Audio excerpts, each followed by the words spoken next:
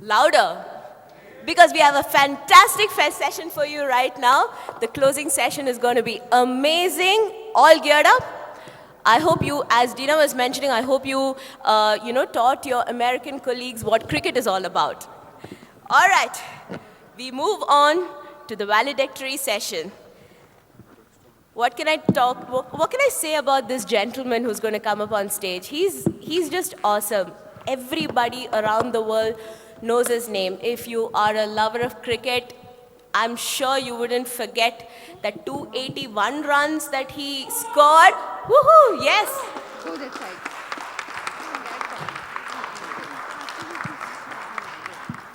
To chair the session, we have yet another wonderful leader. He's a leader, mentor, and an advocate of ethical leadership. He leads the talent for the Deloitte India firms, and he has over 30 years of experience in HR management across diverse industries, including manufacturing, services, telecom, and IT. We have Mr. S.V. Nathan, Senior Director and Chief Talent Officer of Deloitte. Mr. Nathan.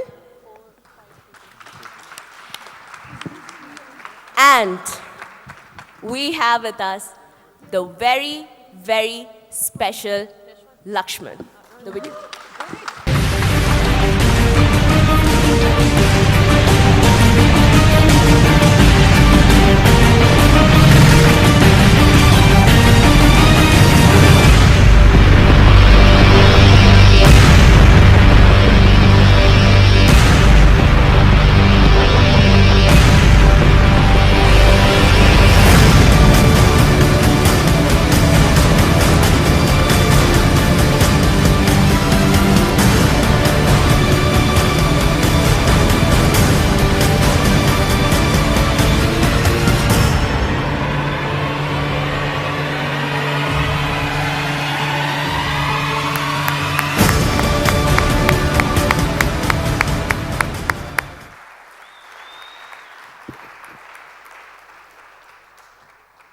Thank you.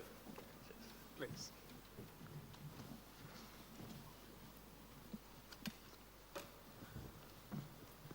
I think I better use this. Ladies and gentlemen, an absolute privilege to invite and introduce a cricketer par excellence, a team man to the T. T as in Telangana, please. A human so humane and the son of this great land, as famous, if not slightly famous than the Hyderabadi biryani, none other than our very, very, very special VVS Padma Shri VVS Laxman. 134. I just don't seem to hear what you guys did. Thank you. That's more like it. Thank you. 134 tests, 86 ODIs, over 11,000 international runs, and another 25,000 in first-class cricket. Not to forget the 2 test match wickets that you have taken in your life. Not to forget that. He carved out his own existence in the august company of some terrific players of his time. Sachin, Saurav, Rahul Dravid at the time, when thinking of the big 3, now, of course, this is not big 4. And that 281, and we're going to be asking some questions around that as well. The special thing about these very special innings are always match-winning performances. So he's known as the mom of the team, mom as in the man of the moment. That's the mom there. And he performed the most when India needed him the most. Presenting to you, VVS, as he's very, very fondly called. VVS, we know you're a very, very busy man, and in your illustrious careers, spanning over 16 years, I know you've been very busy with both broadcasting and coaching the Sunrisers, Hyderabad, and of course, you must be pretty happy with yesterday's win, I'm very, very sure. Yeah, very happy. Firstly, very good afternoon to all of you here. And in the next few minutes, hopefully, I'll share as much as possible my experience as an Indian cricketer. And I believe that there's some Americans here. And whoever followed the All-Star matches in October, November last year, I'm sure they will be knowing what cricket is all about. It was fantastic to see the kind of support the cricketers got in US. But to all of you, I think as Indian cricketers, we always are obliged and really feel blessed to have so much of support and good wishes to each one of us whenever we are representing the country. So thank you very much on behalf of the cricketing fraternity. Yeah, coming to your question, very pleased, especially after two disappointing losses, first two games. T20 format is all about momentum, and I think now the momentum is on our side. Two brilliant wins, convincing wins, and I'm sure that that will help us to go forward in this tournament. Don't ask quickly who are the favorites. Who are the favorites? My answer is Sunrisers. Nice one. So we're going to do this in a short format. I'm going to ask him about 5 or 6 questions, and then I get into a rapid fire round. And then the best part of the evening is throwing it open to the audience, and we will, and Dina, we will have more questions from the audience than you have ever had on the last panel. This, yeah. Okay. So I know each match is an important match. How do you mentally prepare yourself before any match? What do you do? I think preparation is very, very crucial, and not only as a sports person, but probably in any walk of life, right from the time we go to our school. I think preparation is very important, and I always relate to a simple example. As a student, if you're preparing for an exam, and you are preparing for, say, a physics exam, and you got a textbook of physics where it consists of 100 pages. And imagine if you read the entire 100 pages and you go to an examination, you're very comfortable. You're not restless. You know that you're confident because you've done the preparation well. All you want is to just start writing the question paper and just answer, and it just flows. Yes. Because you have done the hard work and you have done the preparation well. Now imagine if you have not read the 100 pages and you have just read 50 pages of that textbook, then you will be very restless, and you will be thinking, and you will be relying on God and good luck that the questions come from the 50 pages you have read. And you're not restless, you're restless, and you screw up the examination. And that's in any walk of life. So as a cricketer, all the best cricketers I've played with, irrespective of the results, which is your performances on a cricket field, what is consistent is the preparation. And that preparation, the more experience you get, I think it becomes more purposeful and meaningful, because there were times when I was growing up when it was more about putting in the hours, even though that 3 hours or 4 hours in the morning, 3 hours or 4 hours in the evening was just slogging out, but not maybe purposeful or meaningful where I'm improving as a cricketer. But with experience, you know that if you're playing against South Africa, you know who are the bowlers you're going to play against. Are you playing in India? Then you know that the conditions will be slow, low bounce. Reverse swing will play a huge role. If you're playing in Durban, you know that there will be seam movement, green top. There will be extra bounce. You know you have to play a Dale Steyn, a Morne Morkel, a Philander. And then you know that they don't have a good spinner. So you want to be aggressive against their spinner or their weak link. So it's more strategy based, and that's very important. And that how consistent you are will help you to be consistent in your performance. And I believe that in other walks of life, the amount of hard work or the preparation you do is directly proportional to the result or the performance. But because it's sports, there are a lot of other factors which play a huge role in the outcome. So it's not directly proportional, but more often than not, the harder you work, the luckier you get. Oh, wow. Thank you so much. You can put your hands together for that. I always believe... No, but please don't force them to put their hands together. I just believe that if you've got to do a job, you've got to do a good job. That's what I heard from you. Yeah, that's right. So you must have had an opportunity to watch some outstanding cricketers who are playing alongside, whether this is a Sachin, Dravid, Ganguly. So what is, since at close quarters, what do you pick from each one of these? In your opinion, what were they really good at? I think the common factor for all the cricketers I've played with, especially post-2000, I made my debut in 1996. 1996 to 2000 was a tough experience for me. And also the Indian cricket team during that period was a team of individuals. Whereas post 2000, I believe that since the time Saurav became the captain and John Wright became the coach, it became a team, team of players who didn't really think about their personal aspiration, but always kept in their mind what is important for the team. And it goes without saying that you have more success when you have those kind of players in any team who are team players.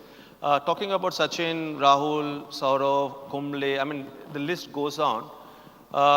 The one common factor is that everyone took a lot of pride in playing for the country. And we realize how blessed we are and how privileged we are that in a country where cricket is not only a sport, it's a religion, where everyone's dream is to represent the country and play a match for the country. We are the chosen one. So I think we took a lot of pride in what we are doing. And while growing up, every individual will have role models.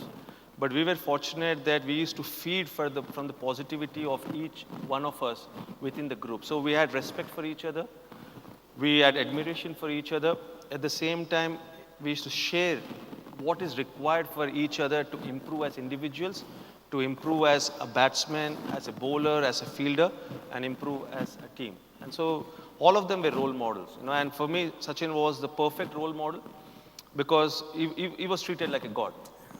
And right from the tender age of 16, since the time he made his debut for India, he was treated like a superstar, a rock star in India. Wherever he goes, people want his autograph, people want a photograph with him, people want to shake his hands, and they want a part of him. But to have carried himself in such a dignified manner over a career spanning 24, 25 years without being part of any controversy, and that was an inspiration for all of us, is we are a normal person, we are a normal citizen of our country. Sometimes it can get very tricky because the way you're treated, you think that you're a superstar and you can be invincible. But the way Sachin was grounded always inspired all of us and motivated all of us that we have to be responsible citizens of the country. So I think that was an important part of that group. The names you've talked is it's not only that we were good cricketers, we all wanted to be good role models for the younger generation.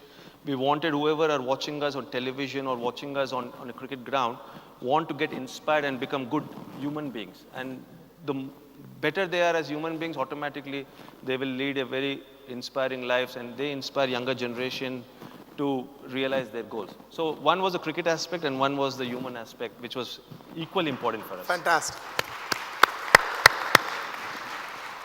I didn't do that. You forced them. I didn't know. Okay, very much. I mean, humility is so much part of you also, VVS. I mean, we see this. But let me get on to the meta question, the biggest question. Everybody has got this, 291 etched out there. So tell me what it was, 281. What was I don't mind the 10 runs extra. 10 runs extra. Tell me a little bit more about what it meant to go out on the playing field when it was almost back to the wall, when the previous test we had lost, and the whole country was looking up to the one man and knowing how you had done previously.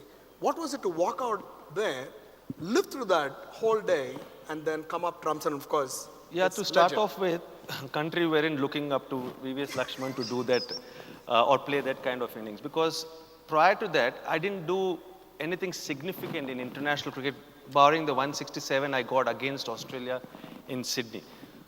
I mean, obviously they were looking up to someone like Sachin Tendulkar, who was the most established batsman at that time in the team. But I had played a similar kind of innings in domestic cricket. In 99-2000 season, I had probably consecutive hundreds. I don't know the number. I'm very poor with statistics. But in the semi-finals against Karnataka, I got a 353 in the semi-finals. And in the finals, I got under pressure a brilliant 100 against Mumbai, even though we lost. And 2 months before that Calcutta test match, me and Rahul had a 300-plus partnership for South Zone against West Zone on tough conditions for batsmen. But to be very honest, and this I've told so many times, is if you would have asked me or anyone in that Indian dressing room that in that situation, did you believe that you would go on and win the test match? The answer is no. Luckily for me, in the first innings, I got a knock of 50 odd runs, I think 59. And the way I was batting, I was batting with the tailenders and the field was spread for me, but even though the field was spread for me, I was able to pierce the gap and was able to get boundaries. And that prompted or influenced John Wright, because John Wright was the first foreign coach and he took over in October 2000. And even though we had only one series against Zimbabwe in October, November 2000, after that he went and watched a lot of domestic matches. And he saw VVS Laxman is very good at number 3, because whenever me and Rahul were playing together in first class cricket, I used to bat at number 3 and Rahul used to bat at number 4. And he saw that knock at Surat against West Zone, where I got a double 100 and Rahul got a big 100. And the way I was batting, and Rahul was not in the best of form, because especially against Vaughan in the first match or even in the first innings. And that prompted John Wright to just change things a bit, where someone can be aggressive. And he came and asked me not to remove my pads and batted number 3. And I was so delighted, because that was the position which always wanted to bat for whichever team I played. But the challenge for me was to go out and start from naught, because only in the morning of that day, that was the third day of the match, where I got 59. So it was very easy for me to have just started from 59 instead of starting from naught. Luckily for us, Sadgopan Ramesh and SS Das gave a good foundation, a 60 or 65 runs partnership, and then I went into bat and we lost wickets. I think Ramesh was out, then SS Das was out, then Sachin was out, Saurav was out. And I can never ever forget, third day, last 1 hour, there was no one in the ground. My God. People just walked out, because my we know Bengalis, how passionate they are, and and they're true fans and true sports lover, but they're also fanatics. Yeah. So what happened was they didn't like Indians or Indian team to again succumb like the way we did in Mumbai. So the 3/4 of the ground was empty. And this, we are talking about Eden Gardens, which used to accommodate officially 1 lakh, but 1,20,000. Yeah. Unofficially. Not forgetting the guys on the trees at the wall and all that. Yeah. And Rahul came in, and all me and Rahul discussed was to delay the inevitable. Yeah. And instead of allowing the Australians to just bamboozle us and dominate us and finish the match probably the 4th day morning, we just wanted to delay the inevitable. And after that match, what we realized was there was a process to this turnaround. The first thing was to accept the reality. We accepted the reality that we were in a miserable situation. We cannot, tell or be. You have to be true to yourself. You cannot tell, even though you're 274 runs behind, following on the best bowling attack in world cricket, and they have got the best batting lineup, that you are in a very comfortable position. So first thing is to accept the reality that you're in a terrible and miserable position. Second is, what is the strategy to bounce back? Yes. So that was very crucial. And the strategy was to play for time, because there was almost 2 days left when me and Rahul got together. And that means that even though the bigger picture is to play for 2 days, but you have to have short goals, small goals. And that boils down to every ball on its merit, every over on its merit, every hour, every session. Cricket, every 2 hours is 1 session. So you've got 6 hours play, so 3 sessions. And the Australians are very easy people. They don't sledge and all that stuff, right? I mean, to be very honest, Australians didn't sledge me. Yeah. What, really? They didn't sledge me. And they're very smart. Okay, we are talking about sledging, just to deviate. If you think that Australians are the toughest guys, the smartest sledger I have seen was Zaheer Khan. He will get under the skins of the best of batsmen, the toughest of batsmen. Yeah, that we'll talk later. And then what we did was, we saw that on the 4th day morning, the moment we had a partnership, and this is not about runs, the partnership of 1 hour, you could see suddenly Steve Waugh getting a little restless. And once you sense that, you know that the pressure is slowly shifting Moving on on to the the others. opposition, where they are looking to get wickets. Yeah. And they are when the pressure shifts to the opposition, they will forget their game plan and they will try to do something which out of their game plan, and that's when you capitalize. As a batsman. And that is the experience or the feeling you should realize when it's shifting. But the important thing also was, it was important to have that continuity. It's just not enough to have a good partnership for 1 hour or maybe one session or maybe 2 sessions. It's about achieving the end goal. And the end goal for us at the start of the 4th day morning was to play the entire day. And that's why a lot of people tell, VVS, you had an excellent chance of getting to a 300 on the 4th day itself, or Rahul, you had an excellent chance of getting to a double 100 on the 4th day itself, because by the end of the last session, last 1 hour, their part-time bowlers were bowling. Damien Martin was bowling. Ricky Ponting was bowling. Justin Langer was bowling. Matthew Eden were bowling. The main bowlers were tired.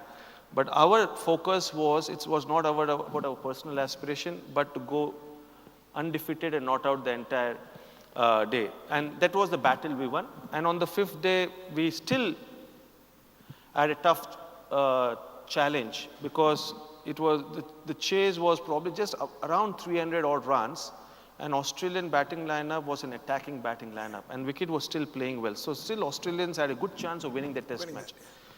But the way the bowlers bowled, and everyone talk about the main strike bowlers, but Sachin's contribution, he took up 3 wickets, and that was a turning point on the 5th day. And that's what we value a lot.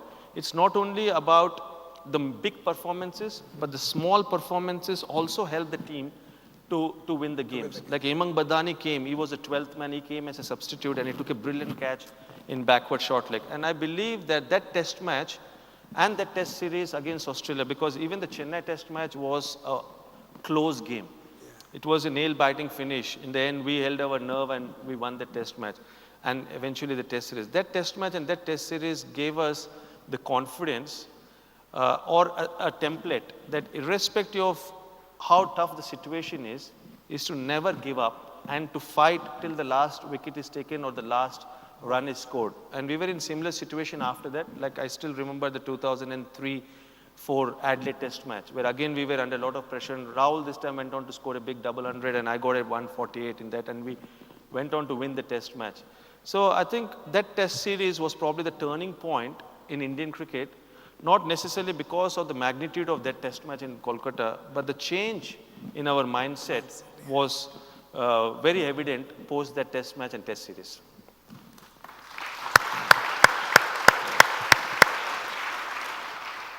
Rated as the greatest test performance of the last 50 years. Outstanding. Outstanding. So what is it with Australians that really get you to be your best? I don't know. Actually, you should ask these questions to the Australians. Again, I've been asked this question a lot, and it's funny because recently me and Brett Lee, we did a show for Star Sports known as Frenemies, where we relived our time against each other or the way we played together right from our under-19 days. And Brett Lee came with the under-19 Australian team, and I was representing the under-19 Indian team. This was in 1994. And I was the highest run getter in that series. And probably that series against the Australian under-19, a tough Australian under-19 team, gave me the recognition that I can play well against quick bowlers. And if you ask why I did well against Australia, probably their competitive nature, their aggressive approach, always to put pressure on the opposition batting lineup, always to look to get wickets, helped me. Or not only me, if you see, the Indian team was the only team which always did well against Australia in late 90s and 2000, because at that time it was, without a doubt, the best team in world cricket was Australia. Absolutely. And it was only the Indian team which always challenged them. And whenever we played against Australia, we knew that we have to be at our best, or probably more than best, to beat them. Because Australians will never ever give anything easy. You have to earn everything against them. But individually, probably their attacking nature got the best. I never ever enjoyed, I mean, as a professional sportsman or a batsman, I cannot tell that. But whenever there was challenge, I think that got the best out of me. Whether that challenge is about the aggression of the opposition bowler trying to get my wicket, or that challenge was if the Indian team is in a miserable position like we were in Adelaide or in Kolkata or Mohali later, a lot of times, that sort of gets the best out of me. So I think the quality of the Australian bowlers, I can't say only fast bowlers because Shane Warne was probably one of the best, probably after Muralidharan, the toughest spinner I played. And the aggression all of them had to take your wicket and put pressure on you probably got the best out of me. Okay, so I'm just going to go into this rapid fire. Just want to make sure that our audience get an opportunity. So where do you draw your inspiration from? Quick. My parents. Parents, very good. Best advice that you ever received? His answer, I have to take some Okay, time, please. Please. Best advice I received was from my father. Two advice, in fact. Because when at the age of 17, I had to make a tough decision to choose cricket or medical profession as a career option. Was number one is you have to answer a most important question in your life is what do you want from your life? Yes. And I thought that was the best suggestion. And I answered that I want to represent the country and do well for the country in the game of cricket. Second thing is my father told that it's not the profession which glorifies you, but you glorify the profession. So I tried to glorify the profession cricket. My father is an eminent doctor in Hyderabad. He tried to glorify the profession which is the medical profession. Oh, wow. So who does better as a batsman under pressure, Sachin or Dravid? Both of them. That's a diplomat in him. Why do you say diplomatic? Both have done well under pressure. I know there's a misconception about Sachin, but both of them have done well. Okay, Yes. very good. I'll go with that. Test match, one day, T20. Take a pick. As a player, test match. Test match, okay. As a viewer, T20. As a coach, mentor? Anything. Okay. Any format is a challenge, Very good. and I enjoy the challenges. Favorite cricket venue other than Eden Gardens? Lords. Lords, okay, very good. Your favorite movie? Remember the Titans. Remember the titles. Wow, Yeah. outstanding, outstanding. The bowler you respect the most, you said was Shane Warne, right? Wasim Akram. Wasim Akram, okay. Favorite sport other than cricket?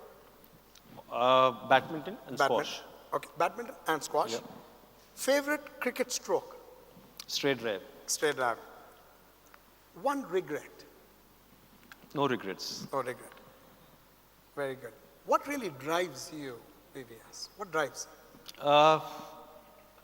Got an opportunity. I answered, started off by saying that is A blessed. challenge. Blessed? No, not on challenge. I was blessed to live my dream, Very good. which is to play cricket for the country. And I think I was very blessed. No regrets. Okay, time for our questions from the audience. Okay. We will take the one which is from this gentleman. Yes, sir? Okay. Hi, Nathan. Yes. Hi, VVS. My question is, and I'll put a corporate context to it. Towards your later half of your career, you were playing most match-winning innings with people whose first skill was not batting. People like Pragyan Ojha, Ishant Sharma, whom we never see bat, but they batted well with you. And you won us quite a few test matches batting with tailenders. What was the conversation with people who probably don't know your skill that much? Their primary skill is something else. Okay, is it a rapid fire or is it a... Okay, You can take time. we'll keep the questions really short and the answers as short as well. Okay, so it's a rapid fire. It's a rapid fire. It was a selfish interest from me because I was always a number 3 batsman, as I mentioned, and as a number 3 batsman, you got a capable professional batsman as your partner. But the moment I started batting at number 6, it was a selfish interest of mine that I make sure that players like Ojha, players like Ishant Sharma, players like Harbhajan Singh, Anil Kumble improve their batting. Because if they do well, and automatically I will get opportunity to bat more when I'm batting with them. So it's almost like I was empowering them and making them realize that they are good and they have to improve as a batsman, their second skill, even though their first skill was bowling. So it used to be almost like I was their batting coach, and fortunately all of them took a lot of pride in their batting. And that's why it was more about empowering them. And why am I playing cricket? Which I answered at the age of 17 is because I am getting an opportunity to serve the country. So if not in one-day cricket, I am getting an opportunity to serve in test match cricket. So wherever I am getting opportunity, from my side, I will make sure that I give everything possible for my team and for my country. Or I played against the kind of respect. But more than that, instead of thinking that I've just played 86 one-day matches for India, I'm happy that I played 134 test matches for India.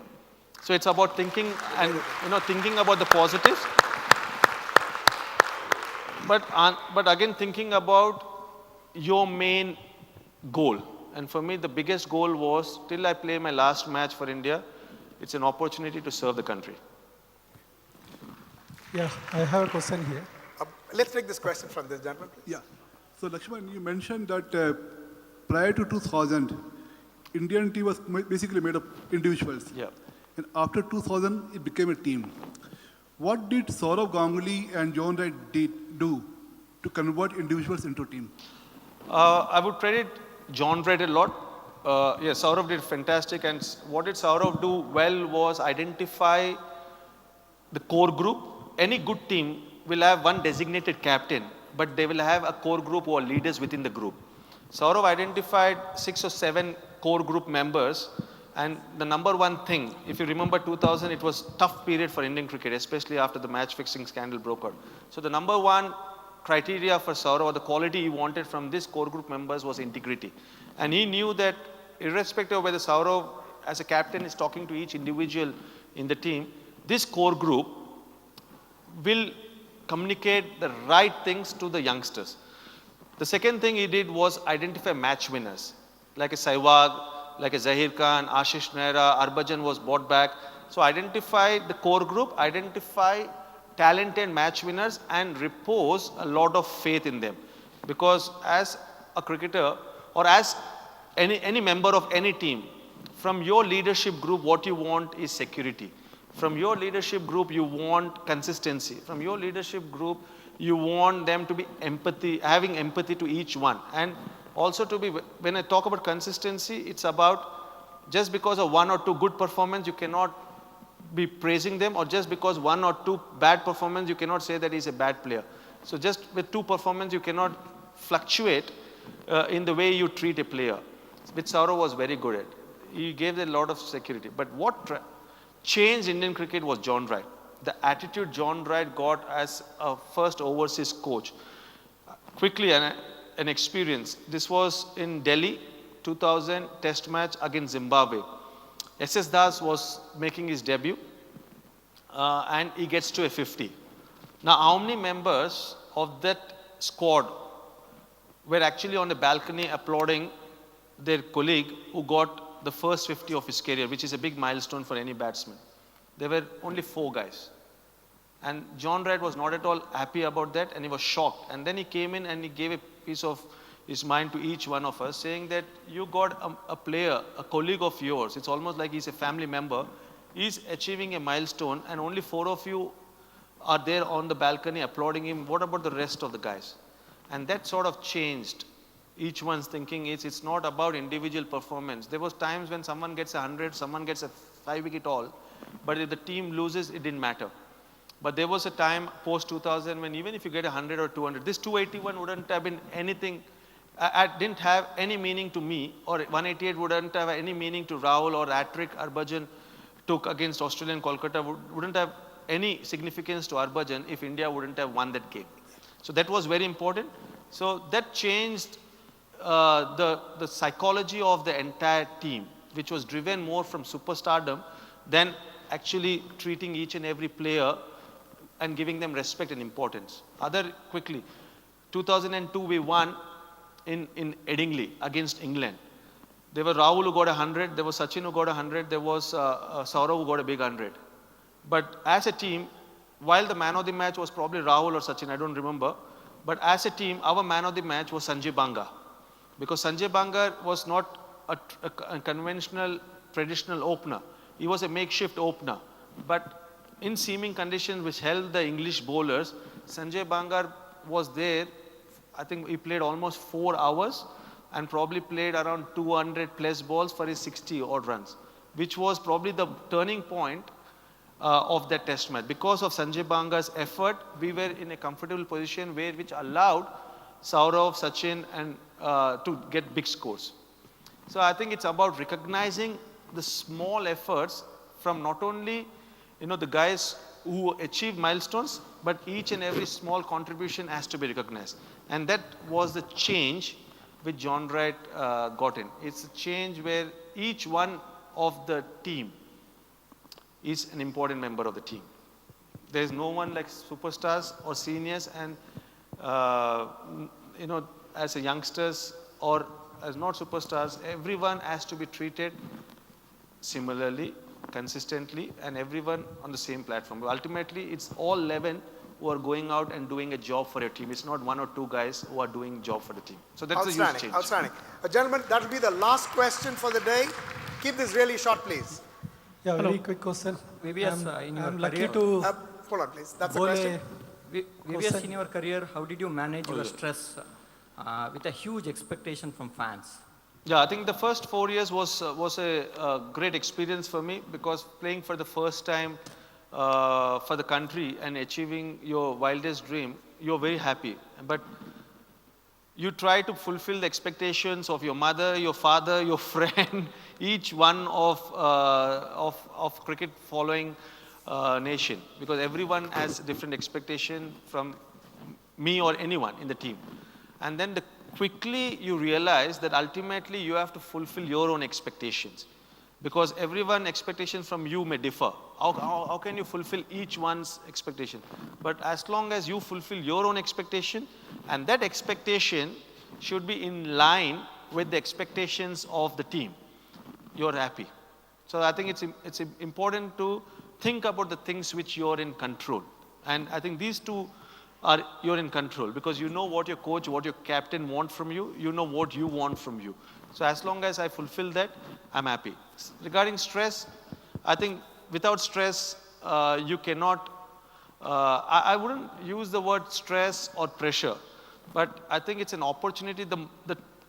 Always I've realized that the most challenging situations get the best out of you, and you surprise yourself that, can I do this in this situation? And I think that's why I always relished challenges. Fantastic, fantastic. Life is a lot about focus, small recognitions going a long way, teamwork, hard work. I love the ones around treating people equally. Fantastic. Very, very special moment for all of us. Thank you so much, VVS. Yeah, thank you very much. Thank you. Thank you, gentlemen. I would like to call upon on stage Navneet Kapoor, Chair, GIC Council, to present a small token of our appreciation to the gentleman. Yes. Thank you. Absolute pleasure. My pleasure. Thank you. Congratulations. Well done. Yeah, lovely. You're just amazing. Thank you. As inspirational as ever. Thank you. Nathan, you were Thank you. amazing. Thank you. Gentlemen, Thank you're you not so done yet. We have a tradition in our conclaves. During the validatory function, we have a small selfie that we click with our audience. So, Oh, you do? yeah. Very So good.